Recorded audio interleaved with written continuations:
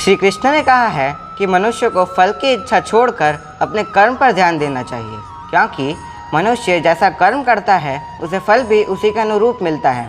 इसलिए व्यक्ति को अच्छे कर्म करते रहना चाहिए। नमस्कार, मैं पार्थ नकुम आज की विशेष प्रस्तुति में अंतर्गत कृष्णावतार पुस्तक की समीक्षा करने जा रहा हूँ। समीक्षा से पहले आइए जानते हैं लेखक के बारे में। लेखक के.एम. मुंशी 1887 से 1971 एक प्रख्यात वकील, स्वतंत्रता सेनानी, संविधान मसौदा समिति के सदस्य और एक अनुभवी राजनेता थे। उन्होंने अपने समय में गुजराती के अग्रणी लेखक के रूप में भी जाना जाता था।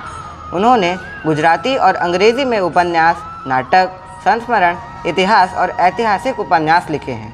कृष्णावतार के.एम. मुंशी द्वारा लिखित 7 उपन्यासों की एक श्रृंखला है।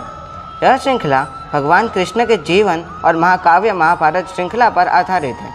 कृष्णावतार के 7 खंडों में बंसी की धुन, रुक्मिणी हरण, 5 पांडव, महाबली भीम, सत्यभामा, गुरु वेदव्यास, युधिष्ठिर शामिल हैं। इसे प्रकाशित किया गया है राजकमल प्रकाशन के द्वारा।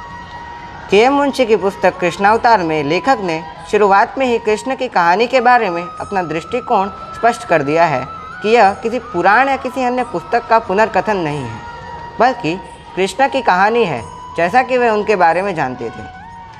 इसके बाद मुंशी जी उस व्यक्ति के बारे में लिखते हैं जिसका जीवन उस किंवदंती का आधार हो सकता है, जिसे आज हम भगवान कृष्ण के रूप में जानते हैं। महाभारत और भागवत की कहानी के प्रति काफ़ी हद तक वफादार रहते हुए लेखक सभी चमत्कारों को हटाकर और उन्हें तर्कसंगत घटनाओं के साथ प्रतिस्थापित किया है और कहानी को रोचक बनाने के लिए अपनी कल्पना का सुंदर उपयोग किया। श्री कृष्ण ने अपनी शिक्षा मध्य प्रदेश के उज्जैन में सांदीपनि ऋषि के आश्रम में रहकर पूरी की थी।